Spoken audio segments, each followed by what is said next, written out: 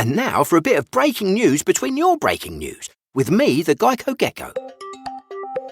Here are some things you ought to know today. People who switch their car insurance to Geico save about $900 a year. Experts are calling that nice to know. Also, plants can hear when bees buzz. My ficus just heard that. And finally, animal experts have confirmed that goats have regional accents.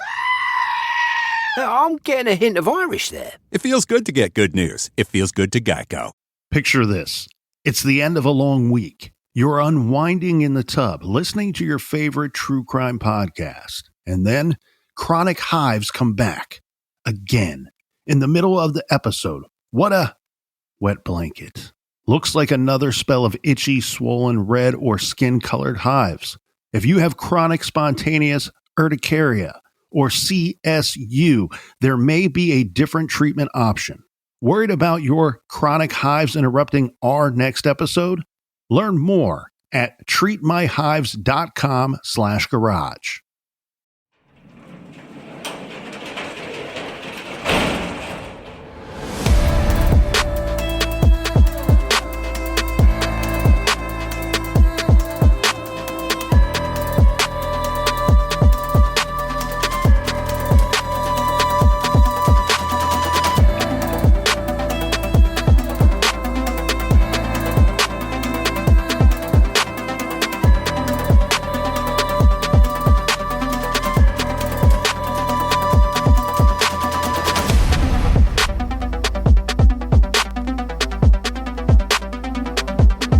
Welcome to True Crime Garage. Wherever you are, whatever you are doing, thanks for listening. I'm your host, Nick, and with me, as always, is a man who would like to have the sensitive and dumb combo platter removed from the world's menu. Here is the captain. That's because I keep eating it. It's good to be seen and good to see you. Thanks for listening. Thanks for telling a friend. This week, we are excited to be featuring Boneface Killer by longtime friends of the show, Tactical Brewing Company in beautiful Orlando, Florida. Boneface Killer is a hazy IPA loaded with Citra, Cryo, Mosaic, and Northeast Chinook hops. ABV 7%, garage grade 4 and 3/4 bottle caps out of 5. And let's give some thanks and high praise to some of our good friends for helping us fill up the old garage fridge. First up, a double cheers to Jerry and Lisa in Arkansas. Treat yourself. And a big relationship goes out to Ashley P. in Woodlands, Texas. And last but certainly not least, we have a long distance cheers to Arnica, Nasty Painter, and Exeter, England. Everyone we just mentioned went to truecrimegarage.com and helped us out with this week's beer fund, and for that, we thank you. Yeah, BWRUN beer run for everything true crime. Check out truecrimegarage.com. While you're there, sign up on the mailing list, and Colonel, that's enough for the business. All right, everybody, gather around, grab a chair, grab a beer. Let's talk some true crime.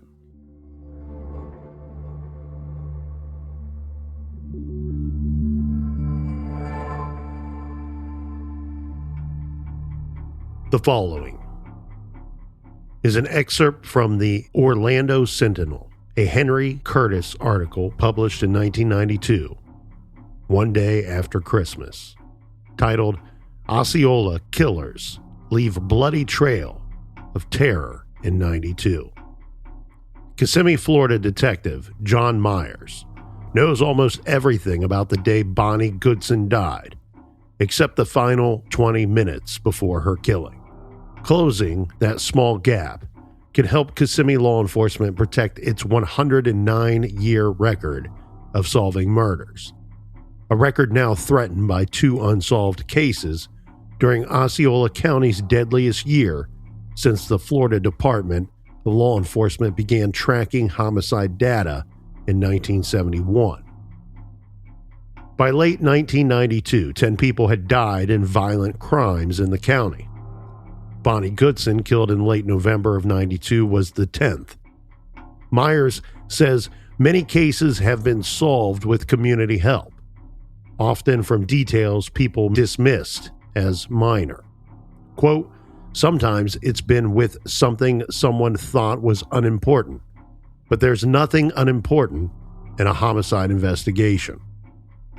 He is seeking any information about Bonnie Goodson's movements on the afternoon of November 30th, 1992, especially at the Truck Accessory Superstore located at 205 South Bermuda Avenue.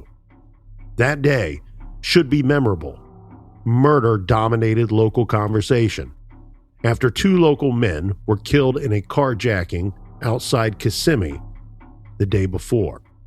Bonnie Goodson, a 34-year-old mother of 2 daughters, went to work as usual, riding a red single-speed bicycle. She served a couple of customers until around noon, when a coworker brought her soup from Fat Boy's Barbecue Restaurant on Vine Street. The last known customers, a husband and wife, arrived at 2:30 p.m. and bought a latch for their pickup truck cover. About 20 minutes later, Goodson was found bleeding heavily from head wounds. She died after being flown to Orlando Regional Medical Center. Less than $500 was missing from the register. Detective Myers describes the attack as brutal and questions the motive. Was it anger? Was it robbery? Or both? The 1992 killings began only 3 blocks from Goodson's store on the night of February 26, 1992, when Dr. Ruth Haut, a Kissimmee chiropractor, was abducted from her Bermuda Avenue office. This true crime story focuses on Curtis Huff Junior, a suspect in multiple unsolved homicides in Osceola County, and 5 still unsolved cases. The 1992 murders of Ruth Haut, Mary Ellen Wise, Antonio Zucco, and Bonnie Goodson, and the 2006 murder of Helen McPherson. This is True Crime Garage, and this is Suspect Number 1.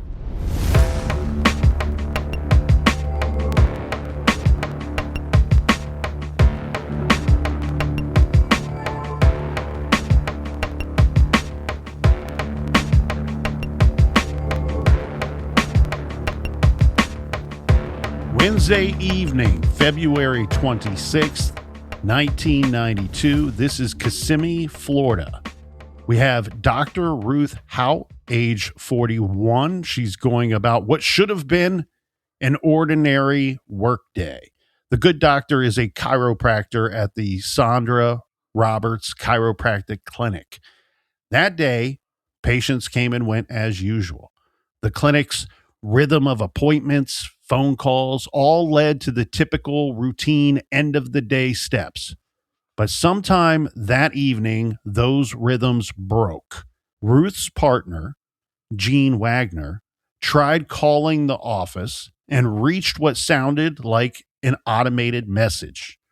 So instead of getting a hold of the roommate, they get the automated message instead. Ruth does not pick up the phone there at the office. This seemed odd to Jean, as she knew that Ruth would be working late that evening. It was the kind of small oddity that can nag at a person, especially when paired with another. Because when Jean gets home from work, Ruth's car was not there. Expecting to see Ruth's car, if she was not at the office, her car should have been at their home. Jean's worry sharpened into something heavier, an intuition that something was incredibly wrong. So Jean drove to Ruth's office that same night to check for herself. What she found looked like a scene absolutely interrupted. The office door to the business was ajar. A telephone line had been cut. So this is the line that runs from the wall to the desk phone for Ruth. This line had been cut. Well, that's not bizarre at all. Not at all. Jean recalled that someone had scheduled a late appointment that evening with Ruth. This was an appointment that now, in hindsight, felt less like a patient visit and more like some kind of lure. Ruth was officially reported missing that night at 10:30 p.m. This is February 26th, 1992. And investigators, obviously, based off of the details we just covered and what they are seeing at the scene, believe that Ruth had been abducted from her place of work and that this likely had occurred hours prior to her being reported missing. In fact, they put the believed time of abduction at 7:30 p.m. This from her Bermuda Avenue office. Yeah, you don't think about how vulnerable some of these jobs are. We've talked a lot about real estate agents being vulnerable. I would think chiropractors or masseuse, and especially in situations where you have clients that you're in physical contact with them. Some of these men might not understand that this individual is just doing their job. There's no romantic intimacy here. Well, and anytime you have somebody looking for a victim or looking to victimize someone, they're often looking for an individual, right? There's strength in numbers, the old buddy system. And so when you talk about people like a realtor or in this case, a chiropractor, if you can arrange an appointment, you very likely will encounter that person, whether they are your specific target or not, on a solo one-on-one situation. Well, and all these individuals, they're essentially being paid to also be nice to you. They're selling a service. Ruth's business partner, chiropractor Sandra Roberts, said that the office appeared to have been robbed, though publicly what was stated is that the stolen items were described as not valuable. So I guess the kind of theft that doesn't seem to quite add up unless robbery is only part of the story. Yeah, or maybe it's items that the killer touched. I think it's also, we don't want to be too specific when we tell the public what was stolen because you're hoping to find these items on your perpetrator. After being abducted from the office, investigators believe Ruth was then driven 3 hours away to Vero Beach, Florida. The basis for this belief wasn't rumor or some vague theory. It was a camera and a bank card. An ATM camera at the SunTrust Bank at 1716 Highway A1A captured an image of a person using Ruth Haut's bank card. The person on the footage seems to have taken deliberate steps to hide their identity. What you can see on the footage is an individual wearing a green short-sleeved shirt with 2 buttoned pockets on each side over top. So this short-sleeved shirt is over top of a hooded sweatshirt, and the hood is pulled up and the strings on the hood pulled tight. So it's concealing the face. You cannot see the person's face. So it looks like a hooded person with no face at all. And the hood, again, is completely closed shut. Authorities could not say. This was weird in the beginning parts of this case. So I think just to cover all bases here, when reviewing this photo and then when it was released to the public, they did state, like, we can't say that that's not Ruth in the underneath the hooded sweatshirt. Because, again, you can't see any features of this person, but they'll do further analysis of this security camera footage later that we will have details of. But that was their statement right out the gate, that, we can't say if this is Ruth or not, but we do not believe it to be Ruth based off of the stature and the posture of this individual. Yeah, you'd think they'd be able to figure out the height pretty quickly. But if I'm law enforcement, I'm just putting out this image and saying, we're looking for this person. The other part of this, though, too, is this is a walk-up ATM. And part of what I believe that they are saying is Ruth could still be present in this moment, just not caught on the camera, because the camera is fixed in a way that it's up close and personal to whoever is the one accessing that ATM. What they can say, it's absolutely Ruth's ATM card. And what they were also saying, you can kind of just forget everything that they said right out the gate, because what they are saying is, we believe the person seen here is the person who is responsible for abducting Ruth. It's the only thing that makes sense. Why else? Who else would be this person? Right. Ruth wouldn't stage a scene, I don't think, and then disguise herself only to use her own personal card at a bank 3 hours away. Well, we've seen quite a few women like to stage their own kidnapping. Now, the implication here, while maybe not so clear, should be clear. Financially accessing her personal accounts, you're going to use this marker on your timeline to narrow the window between her disappearance and what would soon be found. So on the following morning, this is February 27th, this is a Thursday, a child, this is a 5th grader, riding the school bus to school, looks out the window and saw something that no child should ever have to see. This is around 8:30 a.m. that morning when the child spotted a body in an orange grove. So Not from a my great way to start the day. Yeah, from my understanding, this good kid right here, she sits in the very back of the bus, and it's believed that she's the only one that spotted it, or at least the only one that reported this site based off of her vantage point in the bus. And this poor girl very quietly and respectfully reports to the bus driver what she saw or believed she was seeing. And so what we do learn is this was in fact a body. And this is about 10 miles east of St. Cloud, Florida. And that body was later determined to be that of Ruth Haut.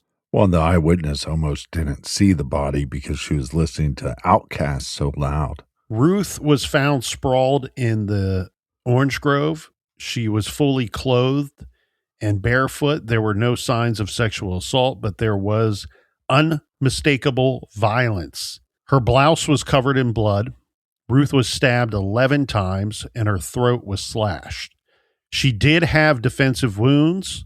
Near her body lay a clue that seemed oddly specific. It was a plastic case for a Children of the Sun cassette tape, an album by Billy Thorpe.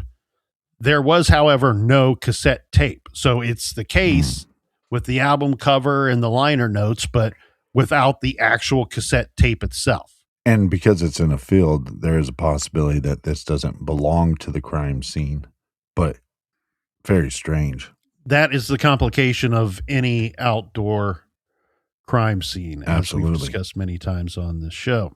As investigators tried to reconstruct the final hours of their victim, they began collecting sightings from these same places and the times that they suspected that there would be activity. So they wanted information from the public about a red pickup truck that was reportedly seen near the Orange Grove area around the time that Ruth was considered missing.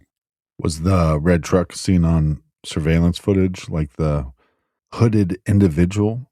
No, this is a truck that was reported to have been seen by someone in the area, I believe possibly by more than one person. Right. And here's the problem. They think they know about what time she was abducted. Okay. And this is why I think they are honing in on that 7:30 time period. There's no one there at the office when she's abducted. They have some other information that might lead them to believe that it's 7:30, but your critical piece of evidence here that you're going to use is that ATM footage, because it's going to have a timestamp on it. You know that the distance traveled is roughly 3 hours from point A, where the abduction took place at her office, to point B, the ATM. Now, you don't know if she's already been, sorry for the poor terminology here, disposed of by this point, but you have that marker there. Okay. So you're going to use that marker to come up with that 7:30 abduction time. And then you know that obviously she was placed there before 8:30 a.m. So a red truck in this remote location reported to have been seen in this remote location, its activity unknown is going to be important to you, especially, if once it's in that window of time. And I bet you that window, that time frame is much smaller, much more condensed at what they were looking at in this investigation. Right. So currently we have the abduction site, her office. Mm-hmm. We have the surveillance on the ATM. And then we have this truck, which might be the transport vehicle. And then we have the disposal site. Sorry for the crude term, but do we think that site is where the murder took place, or do we think the murder took place somewhere else, possibly in a vehicle? Yeah, so we're looking at a minimum 4 crime scene situation here. No, they believe that while the science would tell you that she expired where she was found, the amount of blood found there does not line up with the amount of blood she would have lost. So the physical attack of the stabbing started someplace other than where she was eventually found. So back to the truck here, Captain. Witnesses described the truck as possibly a Chevy S10 or a Ford Ranger. So this would be a smaller sized pickup truck. They have some pretty good detailed information here, though. Right. They state that there was a crescent-shaped logo on the driver's side door and a black side-to-side toolbox in the bed of the truck. So maybe a handyman's vehicle. They also were looking for answers, of course, at Ruth's last known location, or at least closer to her office. This leads police to finding another sighting of a different vehicle. This is a white 1979 Monte Carlo sedan that was spotted parked in front of Ruth's office on the night that she disappeared. Now, there's another witness that reports seeing a white sedan. The part that's missing from this account is the 79 Monte Carlo, but this is a white sedan similar to a Monte Carlo, driving erratically north on Bermuda Avenue, then speeding east on Vine Street. And the witness thought that there may have been 2 people inside the vehicle. So this is very difficult here. You see the truck at this location where the body is later discovered, so you have interest in the truck.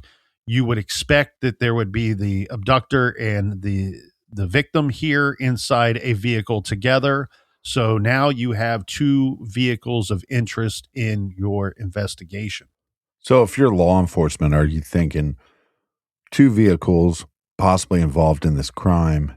Are we thinking 1 perpetrator, or are we thinking possibly 2? That's a great question. I don't think they're closing doors on either of those possibilities because with the eyewitness seeing the white sedan with the 2 passengers, you go, well, is that the perpetrator and the victim, or is that 2 perpetrators and the victim somewhere else in the vehicle?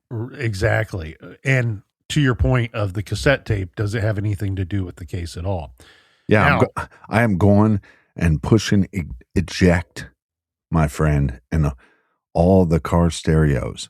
I'm looking for that tape. There can't be, there wasn't millions of records sold. Now, to keep in mind, it's very easy to come in and be a contrarian on these cases and point to this, that, and the other thing and go, well, it may not have anything to do with the case at all. It may not have anything to do, but the way that you need to approach these, if you want to solve a case, the way that you do it is it has everything to do with your case until it doesn't, until you can prove that it doesn't. So right now, as it stands, if I'm the investigator, the red truck means something. It was there where the body was found. I want to know when and why it was there, who was driving it, and was that truck there before or after the body was placed there.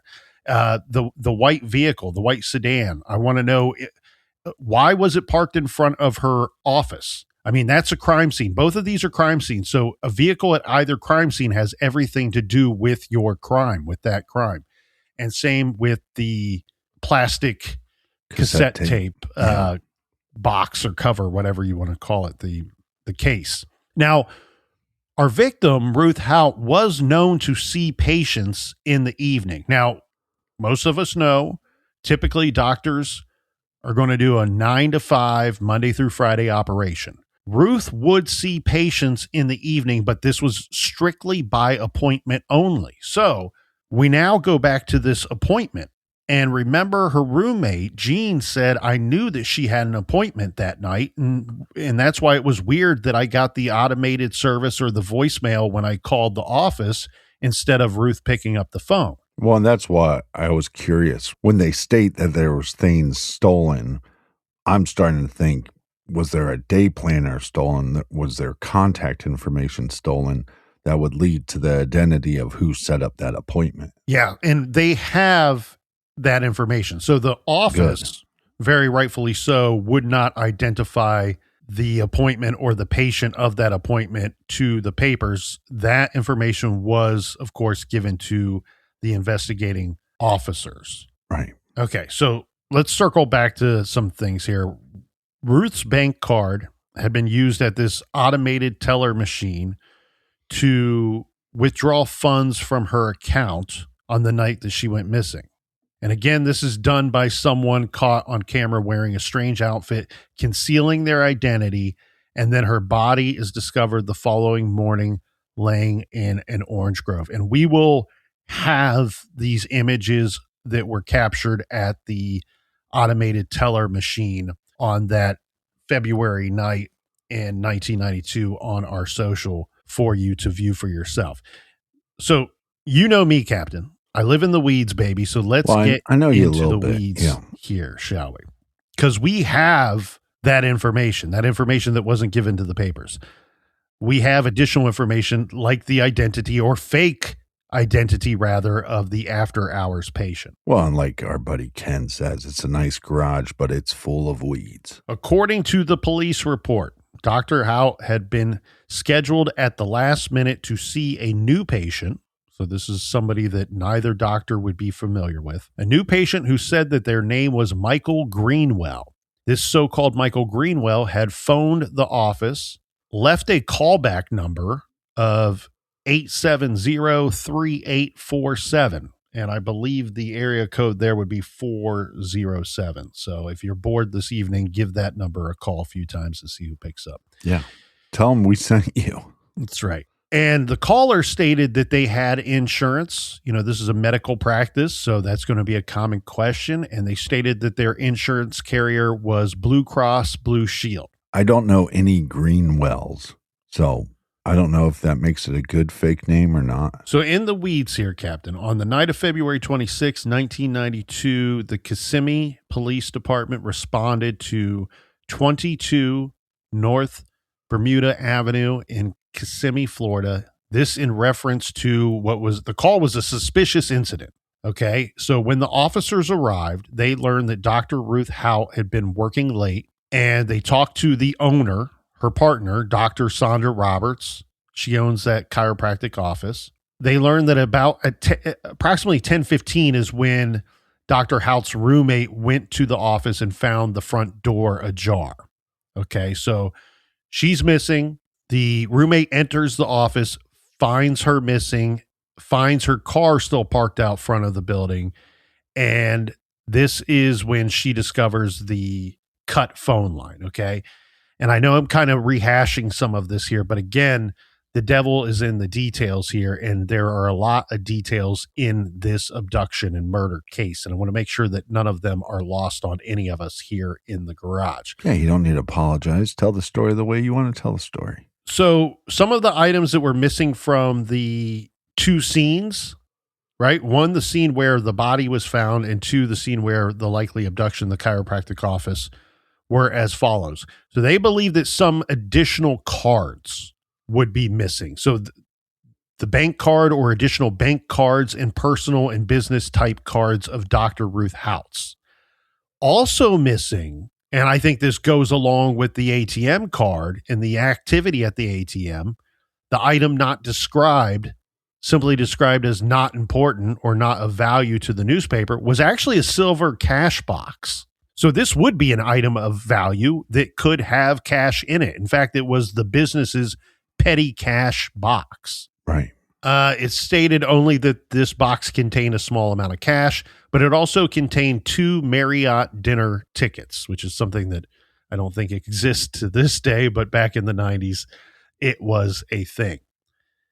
Now, they did find Ruth Haut's car keys on her desk next to that cut telephone line.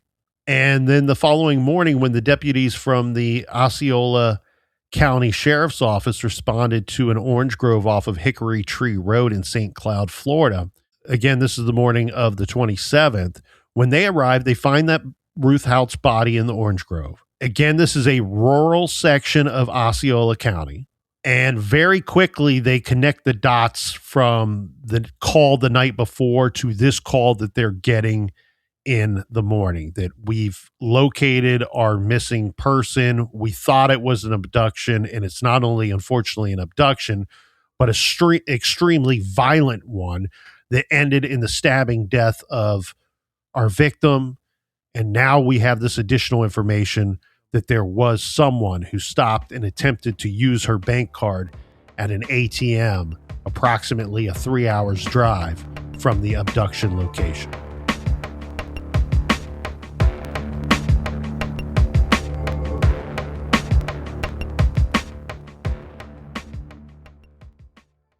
Groons survives every chaotic stretch because it's literally one daily pack of gummies. No bottles to track, no powders to mix, just done. Backed by over 35,000 research publications, Groons are a convenient, comprehensive formula in one delicious daily pack of gummy bears. This isn't a multivitamin, a greens gummy, or a prebiotic.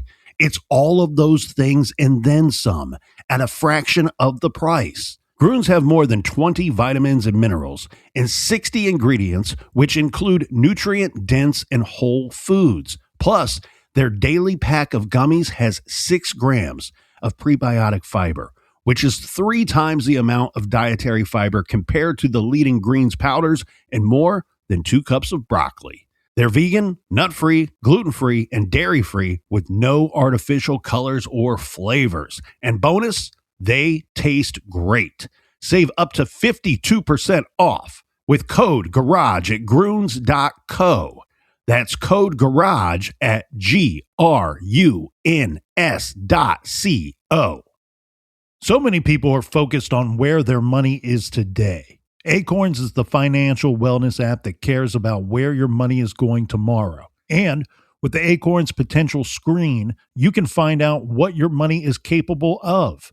Acorns is easy. You can sign up in minutes and start automatically investing your spare money, even if all you've got is spare change. Sign up now, and Acorns will boost your new account with a $5 bonus investment. Join the over 14 million all-time customers who have already saved and invested over $27 billion with Acorns. Head to acorns.com/garage or download the Acorns app to get started. Paid non-client endorsement. Compensation provides incentive to positively promote Acorns. Tier 2 compensation provided. Potential subject to various factors such as customers' accounts, age, and investment settings. Does not include Acorns fees. Results do not predict or represent the performance of any Acorns portfolio. Investment results will vary. Investing involves risk. Acorns Advisors LLC, an SEC registered investment advisor. View important disclosures at acorns.com/garage. Mint Mobile plans are only $15 per month. Wondering what's the catch?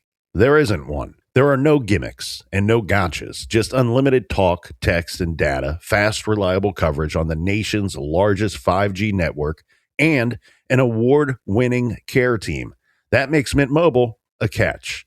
Since switching to Mint Mobile, I am getting the same great service as I got with the bigger, more expensive carrier, but I'm saving $10 a month. And to be honest with you, the service might even be better. To get your new wireless plan for just $15 a month, go to mintmobile.com/TCG. That's mintmobile.com/TCG. Cut your wireless bill to $15 a month at mintmobile.com/TCG. That's it. There's no catch. $45 upfront payment required, equivalent to $15 a month. New customers on first 3-month plan only. Speeds slower above 40 gigabyte on unlimited plan. Additional taxes, fees, and restrictions apply. See Mint Mobile for details. Summer always changes how you get dressed. You want pieces that feel lighter and more breathable. Things that are easy but still put together. That's where Quince comes in. They focus on high-quality essentials that feel and look amazing. Think breathable linen and soft organic cotton. And Quince goes way beyond clothing. They have custom upholstered sofas, ceramic cookware, premium bedding, and more for your home. It's the kind of brand you end up recommending to everyone for everything. I've been recommending Quince for a couple of years now. And I've been shopping Quince.com for a couple of years now. Why? Because they keep me coming back. Because they got the good stuff. I love their classic fashion. They got me looking good for any situation. And you can shop Quince.com for men's fashions, women's fashions. Shop for kids. They have travel essentials. And here's a secret. I've purchased a lot of gifts on Quince.com. Elevate your summer wardrobe. Go to Quince.com/garage for free shipping on your order and 365-day returns. Now available in Canada too. That's QUINCE.com/garage for free shipping and 365-day returns. Quince.com/garage.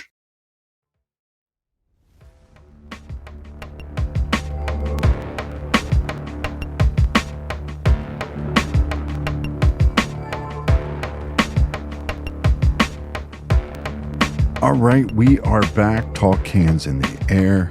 Thank you for letting us tickle your earballs. Cheers to you, Colonel. Cheers to you, Captain. Raise them high.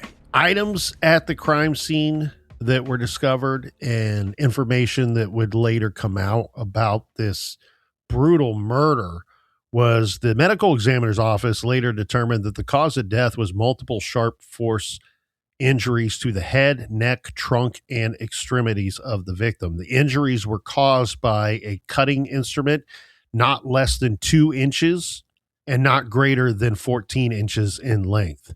The Osceola County Sheriff's Office and the Kissimmee Police Department joined together to investigate the death of Dr. Ruth Haut. Again, we have numerous investigative leads right out of the gate here. Again, we already talked about the possibility of a small model red pickup truck seen at the Orange Grove. Police, in their notes, we have some portions of the police report and the police file here in this story. And they're stating a lot of obvious stuff in the notes, but I find that to be great, thorough police work. Okay. They're saying things as simple as the distance between where her body was found and the abduction location is, it would be necessary for a vehicle to be used. Okay. So they are asking this question to the medical examiner. We found her here. She was abducted way over here. Right. We know that a vehicle had to have been used to transport her. What's your opinion, medical examiner, about what took place between the abduction time and us discovering the body? And that's when the medical examiner explains, look, the vehicle used would have had a large amount of blood staining in it due to the amount of blood missing from the victim's body, right? So the doctor explains that while Dr. Haut may have been stabbed in a vehicle, she expired in the Orange Grove. At the Orange Grove, they also recovered tire impressions from the crime scene. These tire castings were examined and found to be that of BF Goodrich Comp T/A model P215/65. Okay, I say all that just to tell you this. That tire comes from the factory, which is most often used on a small model pickup truck. Okay, you can also buy it aftermarket and put it on your pickup truck, but it's most commonly used on newer GMC S15s and Chevy S10s and other small GMC pickup trucks. Again, some of these from the factory when you purchase the sports value package. Yeah, so not impossible that it would be on a Ford Ranger, but we have people saying, well, maybe it's a Ford Ranger, maybe it's a S10, but if you're going to go into direction, you're probably looking for a S10. And S10 or GMC. And what's cool about this information is you can kind of right? You're going to keep a list of all these possible trucks and the models, but you can kind of prioritize them based off of this information. Well, and I want to know how far away this is mile-wise, and depending on if we know it's a S10 or roughly an S10, then what's the range of an S10 on a full tank of gas, and where would an individual possibly have to refill? And are there any eyewitnesses around those areas? Yeah, what I'm finding to be the most interesting here, circling back to one abductor or a team of abductors, is either way, this would appear to me to be highly thought out and planned. Whether the abductor or abductors knew the victim or not, that's neither here nor there. It will mean something to your investigation, but it doesn't mean anything to the indicators of this being highly planned. Because what I'm seeing here is this red truck, while spotted at the Orange Grove, never seen at the abduction location. Right. The white sedan, white Monte Carlo, seen at the abduction location, never seen at the location where the body's later discovered. And we don't have any vehicle information regarding the ATM situation. But what I'm seeing here is the likelihood of one abductor that managed to use two vehicles in the course of this abduction. Yeah, there's a sophistication to this, right? If one vehicle is seen at the abduction site and there's a different vehicle seen at the disposal site, then is it possible that law enforcement won't take certain eyewitness accounts as serious? I would prioritize the small red pickup truck, because what's the difference between the two locations? One's very remote and rural, and the other is a business area highly populated. So if I think that my killer is smart enough to think this out and think this through and put some things into place, right, I then would have to believe that he would be smart enough to use someone else's vehicle conveniently for the abduction and use his truck, which would less likely to have been seen for the actual attack, killing, and disposal of the victim. So with the information we have so far, we're talking about this at CrimeCon. You used to do your own profiles, and I really enjoyed them, but you have kind of gone away from doing your own profiles. Well, I don't know that I look, obviously I'm not qualified to do them, but it is our show and my show and our garage. So yeah, if I'm qualified for whatever I claim here, once you come back past the threshold of the garage door, my friends, you are at our mercy. Here, the problem is I would love to tell you what I think my profile would be, but I cannot in good faith do so, knowing that we are only about a quarter of the way through the information that will point to what we think happened here. So here's some other things that may indicate that this was well planned and well thought out. So what you're saying is this killer is organized. Yeah. So at one of the crime scenes, this would be where the victim was recovered. They also recovered black duct tape. So a small portion of a latex glove and some black duct tape was discovered at the body discovery scene. Okay, so a physical examination of this black duct tape in comparison with the victim's body indicate that this tape was used to bind her and also placed over her eyes during the portion of transporting this victim. So they found a sticky substance on the victim's forehead and eyebrow that was similar to the substance on the backing of the tape that was found at that scene. So while not attached to the body, found near the body, they've confirmed we have everything indicating that this tape has everything to do with our crime. Now, they also find near the body a tennis shoe or sneaker impression. Shoe print impressions were found near the body. They would later determine that these impressions came from a Reebok style tennis shoe or sneaker. So we have tire marks, we have shoe prints. Yep. So we're getting some identifiers here. Duct tape, a piece of a latex glove. If our abductor's using duct tape, I would absolutely believe that he's using gloves. Yeah. And again, we also have that cassette tape box or case bearing the name Billy Thorpe, Children of the Sun. Classic. It's a good song. I don't know the album, but that's a good song. Detectives learned that Dr. Haut's Sunbank automatic teller card had been used at the Sunbank in Vero Beach, Florida. The unidentified suspect was captured on film by the ATM security camera. And again, that person's identity concealed. And this wasn't by accident. This was somebody that made sure you were not going to see who was accessing that machine. Now, they further examination of this security camera footage, they couldn't confirm this, Captain, but they were saying, we think that the individual using the machine is wearing latex gloves. And they also think that the top shirt, remember, the person put a short sleeve shirt over top of a hooded sweatshirt. Right. Can be seen in the ATM footage.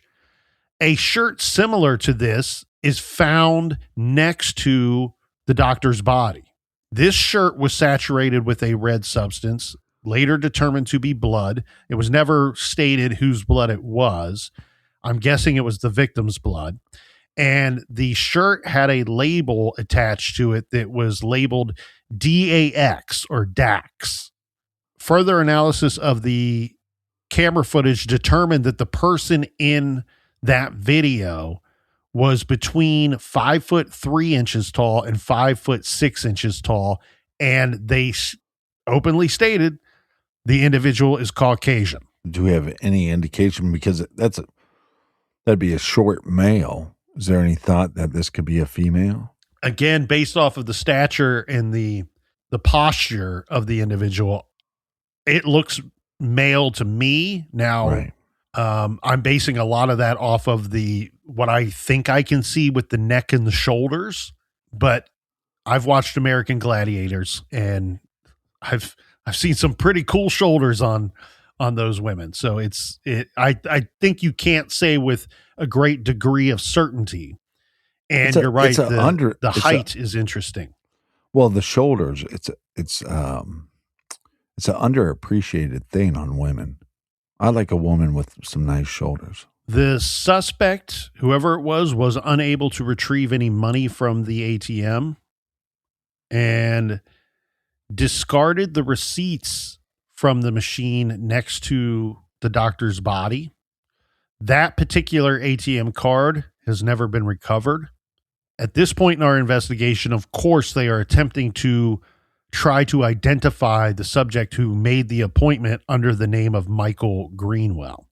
Detectives contacted Blue Cross and Blue Shield, the supposed insurance company, and a representative told investigators that they did not have anyone covered under their insurance by the name of Michael Greenwell. Well, question for you, because it seems like this disposal site's not just disposing of the body, but it's disposing of other parts of the crime. Mm-hmm. And so it makes me wonder, and I don't know how well you know or understand this location, but is it the type of location where it's like, I'm disposing of this victim and they may never find her there? It looks a little too open. I don't know. I think I've been to this Vero Beach general area once in my lifetime, so I'm not going to claim to have a good understanding. I certainly don't have a great understanding of this very specific location, but looking at it on a map and from the pictures I've seen, it looks way too open to think that the victim would not be found. And in fact, it looks way too open to think that the victim might not be found relatively quickly. I think that it was a location that was more about not concealing the body and more about just getting rid of something that you needed to get rid of and not being seen in that moment, not being connected to it in that moment. Now, investigators did locate one individual by the name of Michael Greenwell that lived in South Florida. There was only one of them. And he's a professional baseball player with the Boston Red Sox. And they also noted that while they didn't give out his specific height, he doesn't match the height requirements of our suspect seen at the ATM machine. You don't have to be tall to be a good baseball player, but you don't. But there's not a whole lot of 5'3", 5'4", professional baseball players. And so just to be clear here, this Michael Greenwell very quickly ruled out, and I'm sure I would wager a Franklin here, Captain, that his height is not the only reason why he was ruled out. I mean, obviously, if he's playing for the Red Sox, right, he probably is not in the Florida area at the time. Well, it's February. It's February. Okay. Well, we need to check his alibis then. That's right. Hey, maybe he was on his knees at the ATM machine. Hey, very talented man. Unfortunately, Captain, Ruth Haut's case did not stand alone. So later that same year, 1992, this year would become a bleak ledger of unsolved violence. Another woman's life was torn apart in a crime that investigators describe as eerily similar in its pattern of both abduction and forced bank activity. Okay, and I know you're moving on to another crime, but just to throw this out there, because I won't have a chance later, is there any reason to believe that this person would pick this name knowing it was a baseball player? There are people that would later share that suspicion if that is a suspicion of yours. I'm suspicious of everything, my friend. Yeah, there are people that say that this name wasn't completely pulled out of thin air. Because I was just watching Catch Me If You Can again, and Frank Abagnale would use names from comic books. So later that same year, again, this is 1992, we're now in the month of November. This is November 2nd. We're again in Vero Beach, Florida. We have Mary Ellen Wise. She's 39 years old. She's at home doing something as ordinary as laundry. And it's around 7:30 a.m. And she is working in the garage of her home. So she owns the home. Her boyfriend lives with her. They've been together about 3 years from what I could find at this time. And the reason why we're starting this timeline at 7:30 a.m. is because that is when he leaves for work.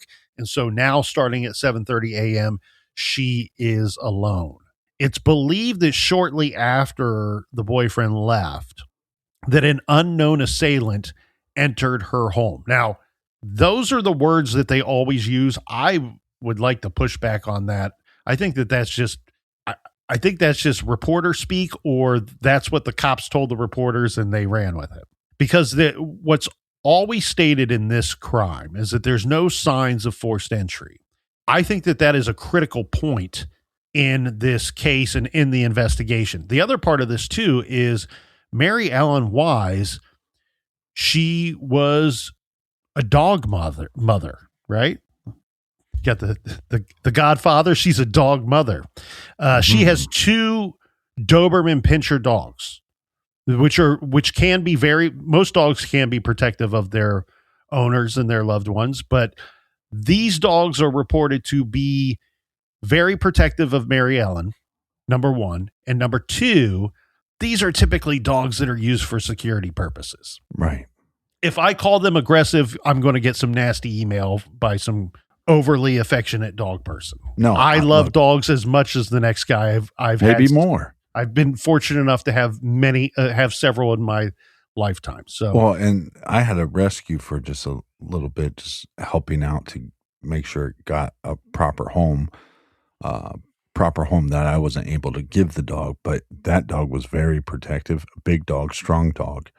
And there's something empowering by, the UPS driver would knock on the door, and I thought the dog was going to jump through the door and rip the driver's head off just to protect me.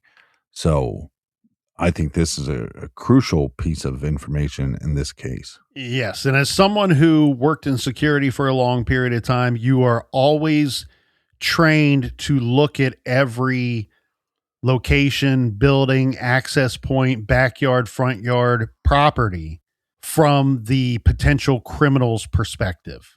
What would the criminal looking at this view as a weakness or a deterrent for the crime that they want to commit? A Doberman, to me, as a criminal, would be a high-level deterrent, because not only are they strong, powerful dogs, they are incredibly fast. They are faster than human beings. I'm not going to dance with that animal. So around this time, an assailant, as they say it, entered her home. Again, no signs of forced entry. What we're going to see here at this crime scene here, Captain, is why I don't think the assailant ever actually entered her home. I think the assailant entered her garage where she was out doing laundry. I think that the assailant got lucky that those dogs were inside where they couldn't get outside to assist Mary Ellen. And the timeline starts, like you said, 7:30. The partner is leaving the house. I'm guessing leaving through the garage. If she's doing laundry, there's a good possibility that she's like, I'll just leave the door open. I'll shut it later. Yeah, maybe it's nice outside and leaves it open because of the great weather. What we do know that's going to be missing from the scene is not just our victim, but also the victim's car. So somebody forcefully abducted Mary Ellen using her own vehicle. This was a Honda CRX. And from there, what we have is what appears to be a controlled transactional phase of this abduction. So Mary Ellen was forced to drive to a bank in Melbourne, Florida, to withdraw an undisclosed amount of money from an ATM. It was undisclosed in 92. I'm here to tell you that all the reports I found since 92 indicate that it was about $500 that was removed from an ATM. Which could be the standard limit on an ATM. Could be the max amount allowed. Right. Now, later that day, another withdrawal was made, this time at a drive-through window at the United Savings of America Bank on U.S. Highway 1 in Vero Beach, Florida. So for this, Mary would have had to have written a check, from my understanding. Now, the details of that drive-through withdrawal are interesting because the bank teller believed something was off, maybe in just a happenstance type of scenario. But the bank teller would later tell police that it was odd because they had 3 lanes for the window that you could drive through. And the bank teller was familiar with Mary Ellen and had waited on Mary Ellen many, many times. She's lived in this area forever.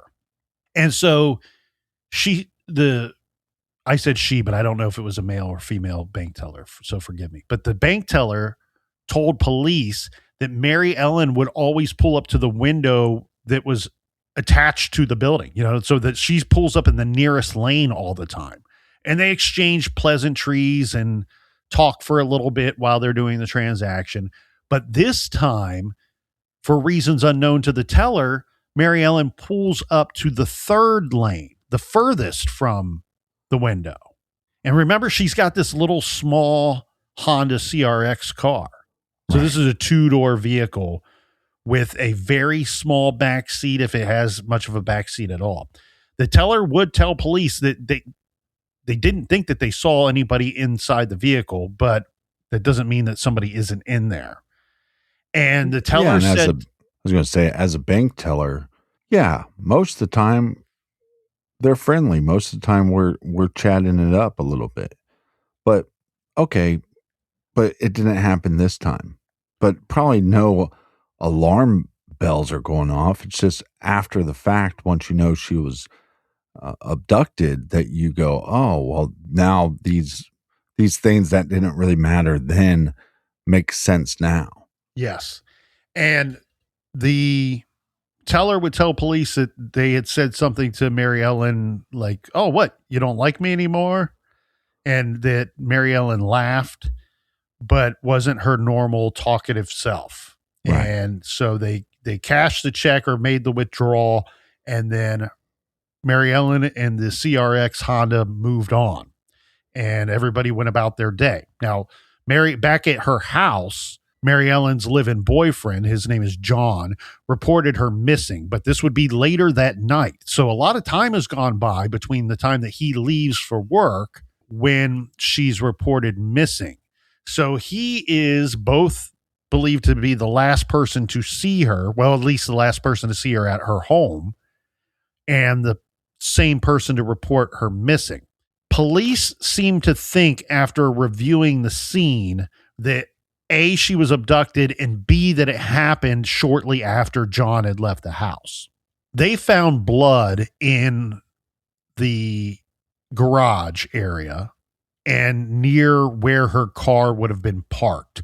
And another strange thing here, they found a robe, like a bathrobe, that was like ripped in half or torn and stuffed inside their mailbox.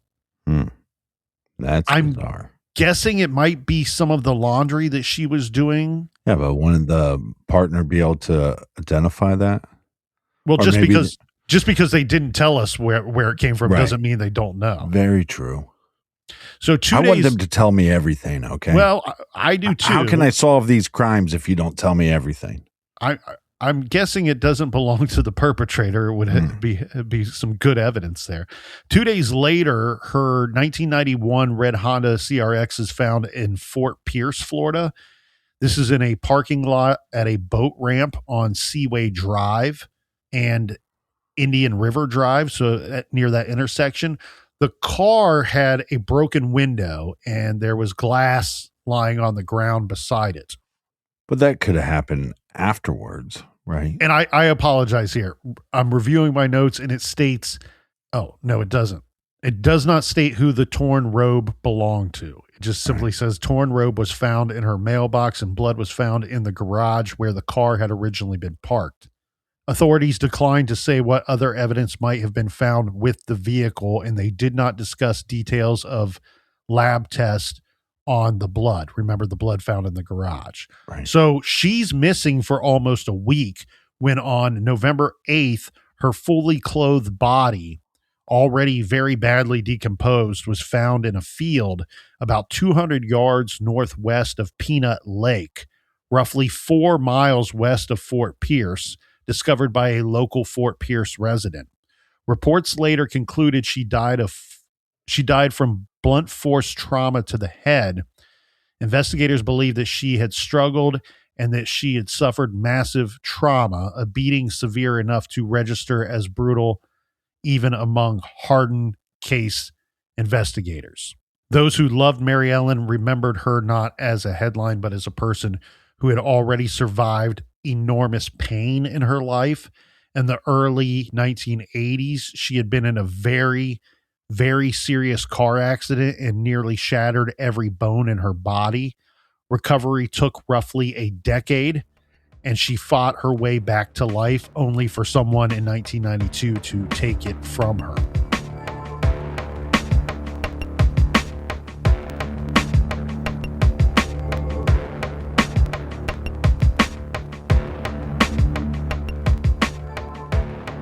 So much more to get to in this true crime story. Stick around for part 2. Until then, Be good, be kind, and don't litter.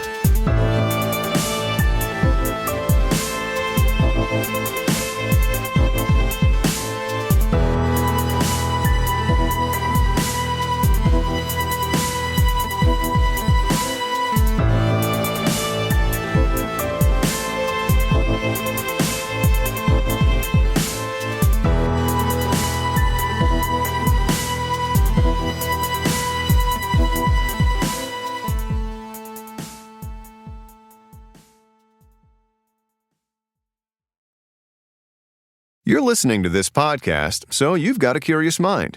Here's a helpful fact. Drivers who switch and save with Progressive save over $900 on average. Visit Progressive.com to see if you could save on car insurance.